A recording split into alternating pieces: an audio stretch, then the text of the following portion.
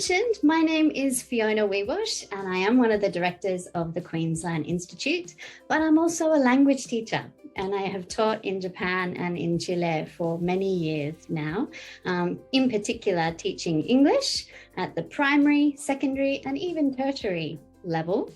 So the title of my talk today is working with learners really at the beginning of our classes to establish warm-up routines, things we do regularly in the virtual classroom, but really for any classroom. So I'm going to share my screen with you now.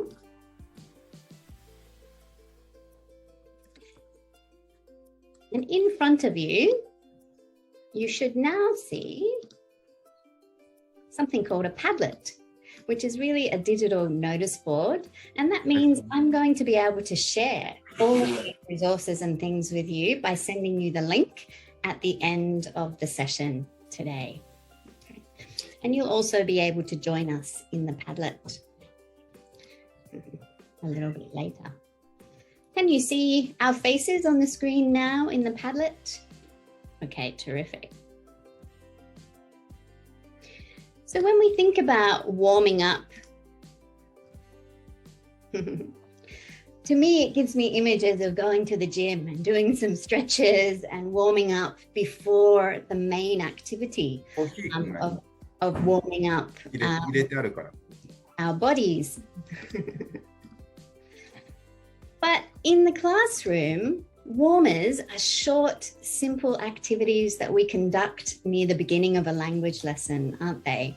And the reason we do it is to decrease our learners' nerves about working in their additional language, in our case, probably working in English, and to increase their engagement in the topic or in their connections with their classmates. And we also think about warming up our students' brains, their bodies, and their voices. So I'm going to show you a couple of activities from each of those categories. And later in the session, you'll have a chance to work with your classmates, with your workmates, to chat about some of your own ideas for warmers too. We've also written a larger article about this topic. So if you want to read the full article, you can click here and it gives you lots of explanations of the activities that you will see today. But for me, one of the problems I always have with warmers is trying to think of what warmer am I going to do today?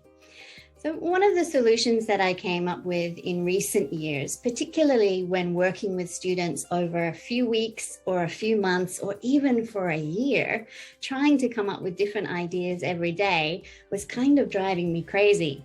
So I started to put in place a bit of a routine so that on Monday, Tuesday, Wednesday, Thursday and Friday, we focused on a different skill on different days. And it helped me to focus my planning time for the warmers for each day. And of course, over time, I would build up a bank of resources for each of those categories. So for example, on Monday, every Monday, my students are making things. They might be making image collages with Google Slides. They might be drawing something on paper about the topic and describing it to their partner. On Tuesdays, they're talking, lots of Q&A activities. On Wednesdays, we always warm up with a word puzzle or a crossword, or maybe a riddle or short story. On Thursday, it's all about pronunciation power.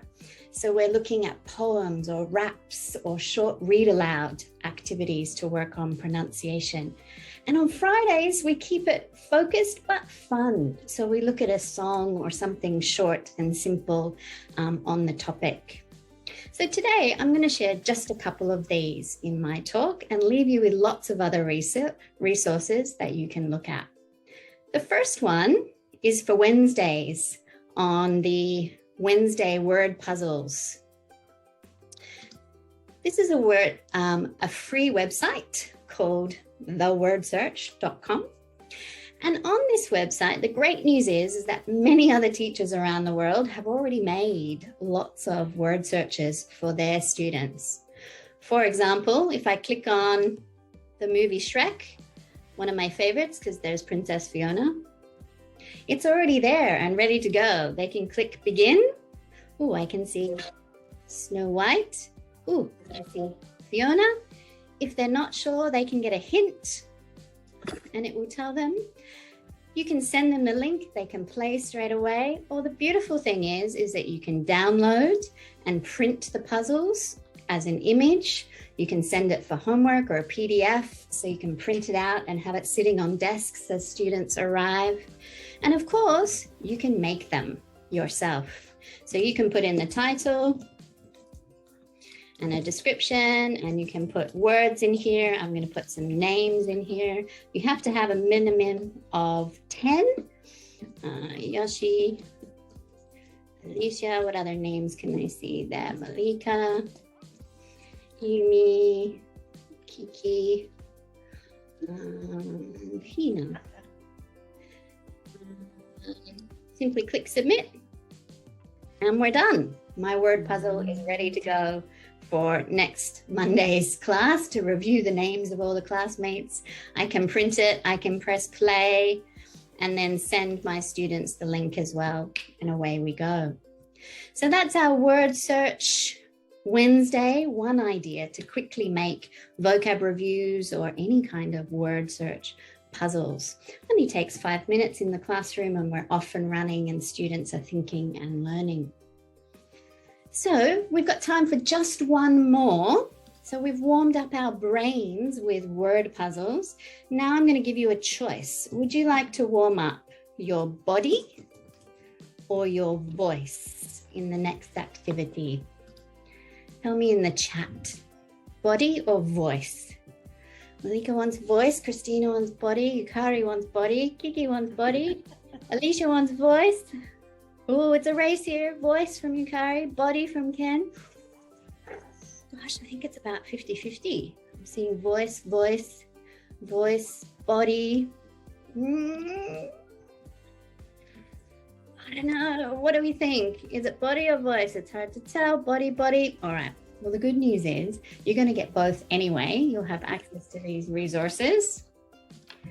But the voice one is probably pretty self-explanatory. So let me show you the body one because it's probably a bit harder to imagine. So we're going to work with something I call rhythm makers. Can you see the screen now, some body parts? Okay. Tell me with your voice, any body parts that you see. I can see fingers. What other body parts? Hands. Yeah. Legs. Legs, excellent.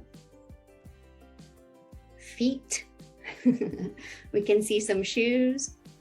So for example, in 2B, what is the body part? Hands. Hands, okay. Hands. So in 2B, the body part is hands, and it sounds like this. Can you try it? Easy, right? Now we're going to go across this whole line. With your students, you might do a bit more of this eliciting. They can even tell you numbers and coordinates and those sorts of things. But to save us some time, we're going to follow the line B here all the way across, and I want you to follow me. So with your feet first, we're going to do it 2 times. To make a noise, you can bang on your desk like my students do. Here we go. And then the next one is a clap. And then it's back to feet. And the next one is a clap. Okay. So it's actually, if we do it all together, it's going to sound like this.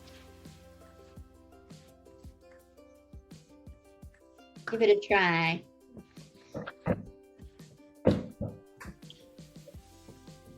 Maybe you know a song that sounds like this. Do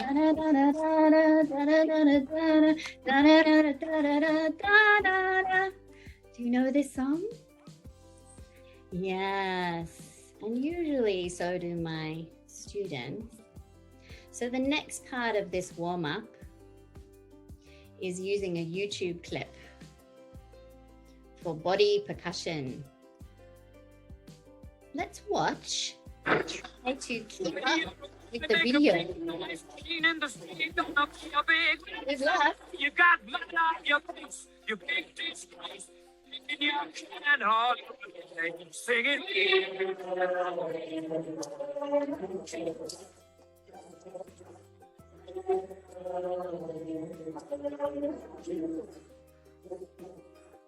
Okay, I think you get the idea. Is there any language in this part?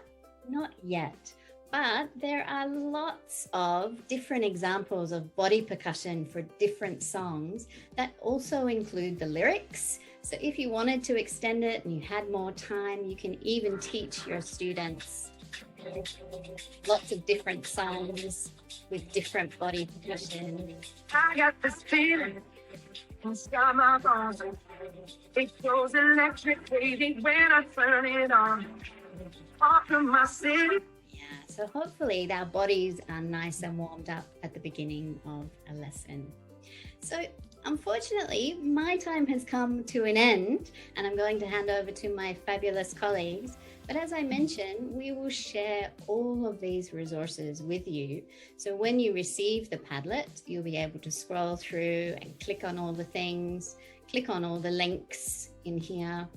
You can see the other ones that warm up your voice, some poems and songs. But in a nutshell, for me, the advantages of having that routine for warmers is that it helped me to focus on different skills every day, focus my prep time, build up a bank of, so now I have thousands of word puzzles I can just reuse over and over and over again with different classes. I can share them with my colleagues so I don't have to think about them every day. And in the end, they're really motivating for my learners. So thank you, everyone. That's the end of my mini presentation for today. Yay!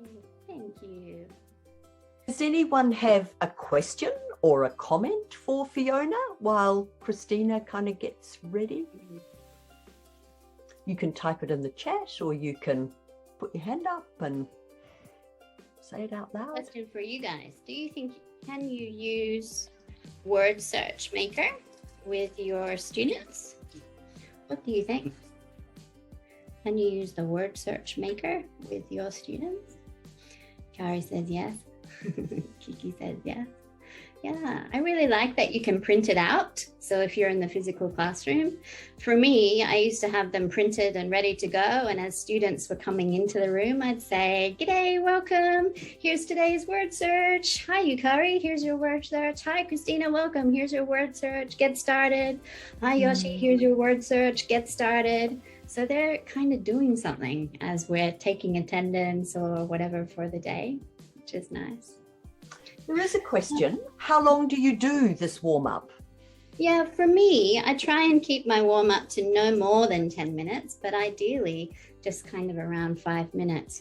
I don't know about you, I might only have a 60-minute or 70-minute lesson, so it's not a huge amount of time I can dedicate to it.